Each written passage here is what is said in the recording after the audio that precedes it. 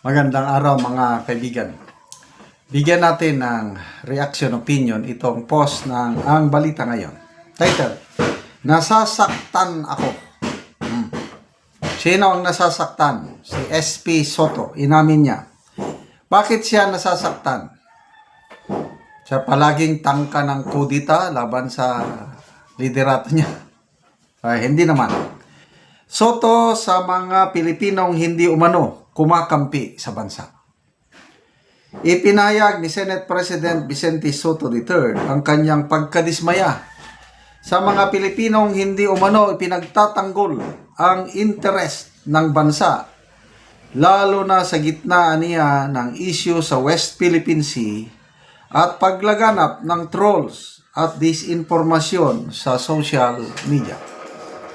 Ayon kay Soto, masakit para sa kanya na may mga kababayan na tila kumakampi sa ibang bansa o nagpapakalat ng maling impormasyon laban sa bansa.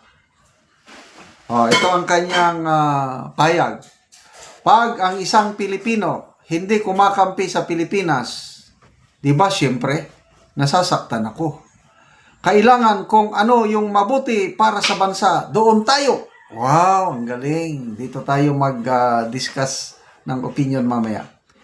Iniugnay ni Soto ang kanyang payag sa pagdami ng trolls at faking accounts na umano'y ginagamit upang influensyahan ang opinion ng publiko, lalo na sa mga sensitibong usaping pambansa. Okay. So, itong sigalot sa West Philippine Sea, nagsimula panahon ng Aquino administrasyon. Yan, dahil stand-off doon sa Scarborough Shoal. Kailang niloko tayo ng US. Nandun na yung Philippine Navy ship natin sa Scarborough Shoal o Panatag Shoal. Nandun din yung Chinese Navy ba yun? Konfrontasyon na. Sinabi na ba naman ng US na, okay, Philippine Navy, pull out na kayo dyan dahil kausap na namin ang China, sabay pull out. Naniwala naman tayo sa sinabi ng US, pull out tayo. Ay, yung Chinese Navy hindi pull out. Nandun pa rin hanggang ngayon. Inoccupy na nila yung Scarborough o Panatag Shoal.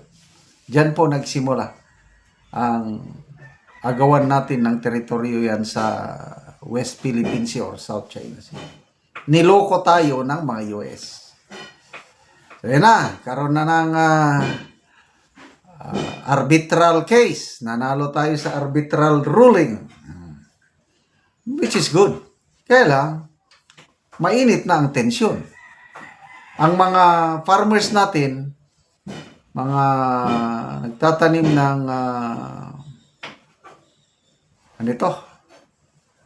saging, pineapple at iba pang prutas, halos hindi na makapagbenta, makapag-export ng produkto nila sa China. So pagdating ng ating Tatay Digong, diplomasya. Sinantabi niya muna, hindi niya isinorender ang ating rights or whatsoever. Walang teritoryo. Kaya nakipagkaibigan sa China. Anong nangyari? Umusbong ang kalakaran natin ng China. Nawala yung tensyon. Kung meron man, konting lang. At least gumanda. Dumami ang mga Chinese tourists sa bansa. Lumago ang ating turismo. Lumago ang ating ekonomiya. Noong pandemic, ang unang tumulong sa atin, China. Yung vaccine. Ano bang pangalan ng vaccine nila? Sinovac ba yun? Ang unang naiturok sa amin, Sinovac, yung galing sa China. Natulungan tayo. So gumanda ang relasyon. Pagdating ng Marcos Jr. administration, nung umpisa, maganda pa naman. Una nga siyang nag-state visit sa China Yun, maganda. Kaya lang, nung pumunta siya sa US, wala na. Nagbago na. Ang Pangulo natin, kumiling na siya ng gusto sa US, kinalaban niya na ang China. So hanggang ngayon, nagpapatuloy. Kaya, Ayan, itong sigalot ngayon, dahil dyan sa isang super mapagmahal sa bansa, matapang Commodore J. Tariela. Ginawa niyang katatawanan ang mukha ng Chinese president. Hindi ko kinakampihan ang China. Kaya lang, naiintindihan ko. Yung ginawa ni Commodore Tariela, kung ako ay nasa Chinese side, magre-reklamo din ako. Kaya yan, uminit ang usapin. So ito yung sinasabi ni SP Soto na tayo daw na ako, kinakampihan ko ang China sa usaping ito lang dahil hindi maganda, hindi tama yung ginawa ni Commodore Tariela. Sabi nga ng DFA, heads of state must be respected. Hindi pwede yung ganun. So tayo ba kung kinakampihan natin ang China sa sigalot na ito, yung sabi ng mga senador, layas! Pinapalayas nila ang Chinese Embassy.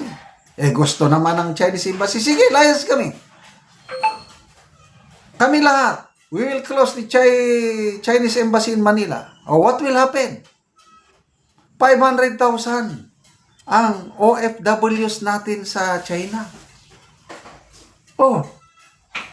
Anong maitulong ni Spisuto, ni Senator Erwin Tulfo, Kiko Pangilinan, Risa Ontiveros? Matulungan ba nila yung mga 500,000 OFWs natin? Matulungan ba nila yung mga farmers natin na nagtatanim ng saging, pinya at iba pang prutas na hindi na makapagbenta ng China? Bakit kung gano'n ang ating line of thinking, hindi na natin mahal ang ating bansa? Kaya nalulungkot. Gusto nyo lahat ideklara na persona non grata? Gusto kayo palaban? So, kanya-kanyang yan. Ano ngayon, yung matapang na senador, Erwin Tulfo, layas! Sabi niya, ceasefire muna. Di, naimasmasan kayo. Hindi tama yun. Diplomasya lang. Mabuti pa si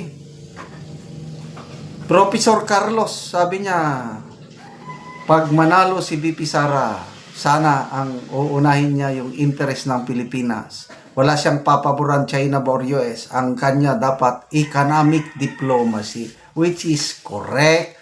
Wala tayong dapat awayin. Huwag niyong awayin ang China. Huwag niyong ideklara na persona non grata ang ilang diplomat. Huwag niyong hayaan na alis sila dito dahil kawawa ang 500,000 Filipinos and their families na nagtatrabaho sa China.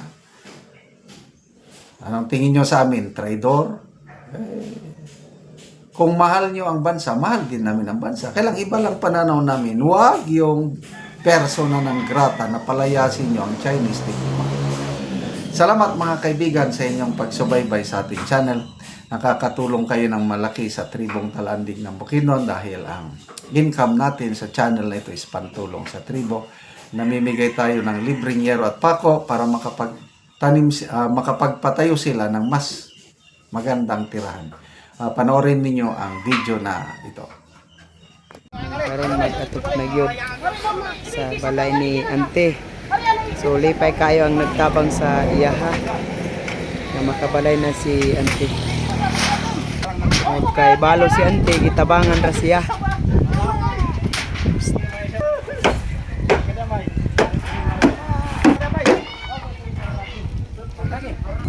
Kabalay na gyud si Ante.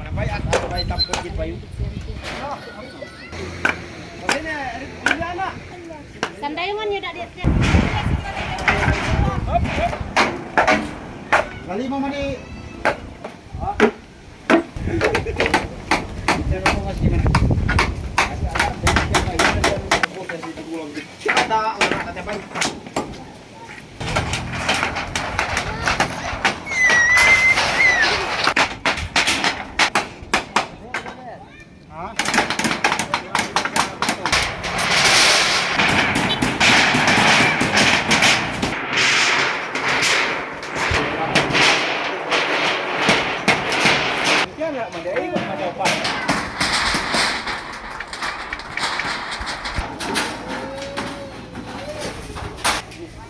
karong